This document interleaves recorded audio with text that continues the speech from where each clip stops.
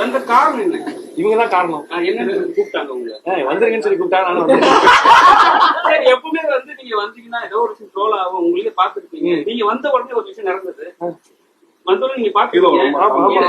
வந்தோடனே பாத்துருப்பீங்க. இப்ப நாங்க அடுத்த வீடியோ போடும்போது ட்ரோல் ஆகும்ல. நீங்க என்ன பாலா போற இடத்துல மட்டும் வந்து நிக்கிறாங்க, ஹெல்ப் கேக்குறாங்க. பாலா என்ன அவர் ஸ்பெஷலா இல்ல மென்ஷன் பண்றாங்க? என்ன மென்ஷன் பண்றாங்க உங்களுக்கே தெரியும். பிளான் பண்ணி பண்றாங்களா? அதை பத்தி இன்ஸ்டால நான் வந்து வரேன்னு சொல்லிட்டு இவங்க ஒரு போஸ்ட் சொன்னாங்க, போஸ்ட் போட்டேன்.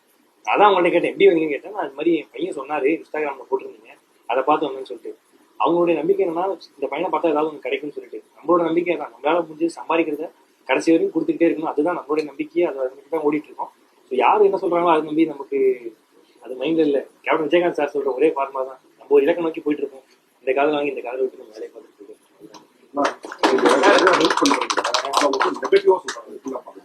அது இன்ஸ்டாகிராம் ஃபேஸ்புக் தான் நானும் பாக்குறேன், எதுவும் சொல்றாங்க.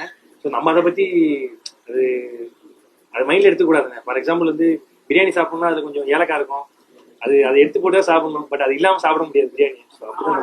எப்பவுமே வந்து ஹெல்ப் பண்றேன்னு சொல்லிட்டு பாத்து கேமரா முன்னாடி ஹெல்ப் பண்ணு சொல்லுவாங்க. அதுக்கப்புறம் வந்து அனுப்பி விட்டுருவாங்க. ஆனா நீங்க என்ன பண்றீங்கன்னா கூட கொடுத்து உங்க டிரைவரோ ஃப்ரெண்டுகிட்ட போயிட்டு இன்ட்ரோடியூஸ் பண்ணி நம்பர் வாங்கி சொல்லி அவங்க சாப்பாடு இருக்கிறதெல்லாம் ஒரு பிளான் பண்ணுவீங்க. அது என்ன பிளான்டா டோட்டலாவே இல்ல வந்து அவங்க என்னால வந்து இப்பத்தி ஹெல்ப் பண்ண முடியாது அப்புறமா ஹெல்ப் பண்றேன்னு விட்டுறாங்க?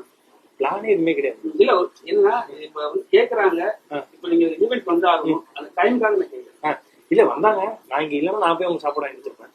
அவங்க சாப்பிடவே காலைல வந்து சொல்றாங்க, என்னால சாப்பிடலாம் நம்ம அதான் சாப்பாடு வாங்கி கொடுத்து. இது பேசிக், இது நம்ம ஒன்று பெருசா பண்ணிடல, முடிஞ்சதை பண்றோம், அவ்வளவுதான். ட்ரோல் பண்றது என்ன சொல்றாங்க உங்களுக்கு இது சொல்ல அவங்க வேலை இது, நம்ம வேலை இது. வேலை நம்ம பார்ப்போம், அவங்க வேலை நம்ம பார்க்கணும். அடுத்த கட்ட படம் ஆமா, நான் அடுத்து வேலைக்கு போயிட்டு இருக்கேன். கூடிய சீக்கிரம் உங்க எல்லாருடைய அன்பு ஆதரவு வேணும். அந்த 2026ல உங்களுக்கு மாற்றம் வருமா, நம்ம நாட்டுக்கு மாற்றம் வருமா,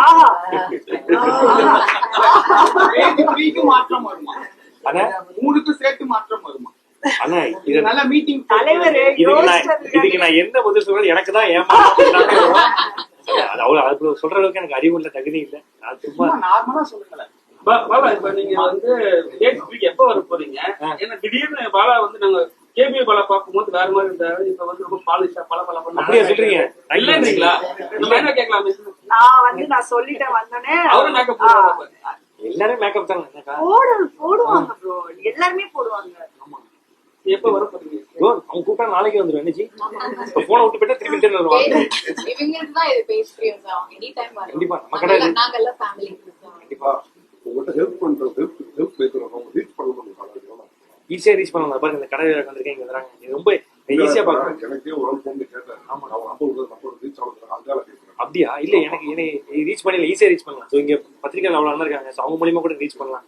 ரொம்ப ஈஸியா அவைலபிளான இல்லை, ரொம்ப ஈஸியா ரீச் பண்ணலாம்.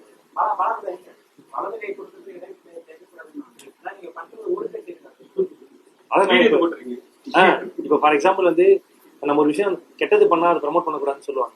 அதை பார்த்து 4 பேர் பண்ணணும்னு சொல்லிட்டு நம்மளோட ஐடியா. ஃபார் எக்ஸாம்பிள் நான் ஒரு காலேஜ் நிறைய இடத்துல சொல்லியிருக்கேன், நான் ஒரு பசங்களுக்கு ஃபீஸ் கட்டுறேன் அப்படின்னா அதை பார்த்துட்டு தமிழ்நாட்டில் கிட்ட 8 காலேஜ்ல ஒவ்வொரு காலேஜுக்கு 13 லட்ச ரூபா வீதம் 27 பசங்களுக்கு வந்து ஃப்ரீயா படிக்க வைக்கிறாங்க. காரணம் உங்களை பார்த்தான்னு சொன்னாங்க. அப்புறம் வந்து நான் வந்து வீடு கட்டி கொடுப்பேன். அதை பார்த்துட்டு ஒரு பிரைவேட் கார்பரேட் கம்பெனில அவங்க ஆஃபீஸருக்கு செக்யூரிட்டி ஒரு 13 பேருக்கு வீடு கட்டி கொடுத்துருக்காங்க. ஸோ இந்த மாதிரி நிறைய சொல்லிட்டே போகலாம். ஒரு குழந்தைக்கு வந்து இப்போ கோடிக்கணக்கில் இன்ஜெக்ஷன் தேவை அப்படின்னு சொல்ற மாதிரி ஒரு வீடியோ நான் போட்டேன். அதை பார்த்துட்டு கோடிக்கணக்கில் கனெக்ட் ஆச்சு. ஸோ நம்ம பண்றதை பார்த்து நிறைய விஷயங்கள் பண்றாங்கன்னு நினைக்கும் போது அது நமக்கு எதுவுமே சரியா தெரியும். அது நம்ம வேலையை நம்ம பாக்குறோம். அவங்க வேலை அது நம்ம பண்ண முடியாது. இது பேச்சு தாட்டி வரைக்கும் மருத்துவமனை எல்லாம் கட்டணும்னு சொல்லிட்டு நிறைய பேருக்கு உதவி செய்யணும். அந்த மருத்துவமனை கட்டக்கூடிய அந்த விஷயங்கள் என்ன தூளாச்சு அப்படின்னா, பாலா கட்டுற விஷயங்கள் நல்லதுதான். நீங்க லட்சங்கள்ல வந்து சம்பளம் வாங்க, கோடிங்கள்ல சம்பளம் வாங்குறவங்களுக்கு ஏன் அந்த எண்ணம் வர மாட்டேங்குது, இவருக்கே அந்த எண்ணங்கள் வந்து வருது அப்படின்ற விஷயங்கள் வந்து ட்ரோல் ஆச்சு. நீங்க கண்டிப்பா பாத்துருக்கீங்க. அதுக்கு என்ன ஐயோ அவங்கள பத்தி பேசுறோம். இல்ல நீங்க அதுக்கான விடை சாச்சா அதெல்லாம் ஒண்ணு நம்ம சம்பாதிக்க. நான் ஹாஸ்பிட்டல் தான் கட்டல, ஒரு கிளினிக் சின்னதா கிளினிக்கா ஒரு வீடு கட்ட வேண்டிய இடத்துல ஒரு கிளினிக் கட்டல. நான் என்ன சொல்றேன், நீங்க ஒரு 1000 ரூபாய் சம்பளம் வாங்கினா ஒருத்தவங்க 1 லட்ச ரூபாய் சம்பளம் வாங்குறாங்கன்னா அவங்களுக்கு அந்த எண்ணம் வர மாட்டேங்குது. உங்களுக்கு மட்டும் சாச்சா அவங்கள பத்தி நமக்கு விமர்சனம் பண்றது நமக்கு அறிவு இல்லை. நம்மளால முடிஞ்சு நம்ம வேலையை கரெக்டா பார்க்கணும். கடைசி நம்ம சம்பாதிக்கிறதே இல்லாதவங்க கொடுத்துட்டே இருக்கும். அவ்வளவுதான் நம்ம பண்ணுவோம். அது இப்போதைக்கு ஐடியா இல்லை. இப்போதைக்கு சரி, எல்லாம் கட்டணும் எப்பதான் கல்யாணம் கட்டணும்? அதுதான் இப்ப நீங்க உங்களை மாதிரி யாராவது இந்த மாதிரி அழகா இருக்குன்னு சொல்லும் போது எனக்கு கொஞ்சம் ஆசை வருது. சீக்கிரம் வந்து நான் சில நேரத்துல ஷூட்டிங் போயிட்டு வந்து போதுலாம் நம்ம வந்து தயாராயிடும். எல்லாருமே தான் இருக்கும். ரொம்ப தயாராயிடுவோம். ஒரு ஸ்பாட் போனோம்னா என்ன பண்ணலாம்னு சொல்லிட்டு உங்களுக்கு என்ன வரும், என்ன தோணும்? கேக் பிரேக் வந்தா என்ன பண்ணுவீங்க? ஷூட்டிங் பிரேக்ல வந்து க்ரூமிங் வேற, ரிலாக்ஸேஷன் க்ரூமிங் அப்படின்றது வந்து ஹேர் கட், ஏதாவது ஃபேஷியல்ஸ் அந்த மாதிரி பண்ணுவோம். பட் நீங்க சொல்ற அந்த டயர்ட் வந்து எது சூஸ் பண்ணுவோம்னா ஹெட் மசாஜ், இல்லைன்னா வந்து பெடிக்கூர் மெனிக்கூர், இல்லைன்னா மசாஜ், ஜென்ரல் மசாஜ் அந்த மாதிரி இருக்கு. ரிலாக்ஸேஷன்ஸ்க்கு அதுதான். அது ஆக்சுவலா ஒரு விதத்துல அது ரொம்ப நல்லது. பாடி பிளட் சர்க்குலேஷன்ஸ் வந்து நல்லா போகும். கொஞ்சம் அந்த ரிலாக்ஸ் மூட் போகும். உங்க டிராவலிங் எப்படி இருக்கு? ஆனா லாஸ்ட் ஒரு கொஸ்டின். நாங்க இன்ஸ்டாகிராம்ல ஒரு 3 நாள் முன்னாடி ஒரு ட்ரோல் பார்த்தோம்.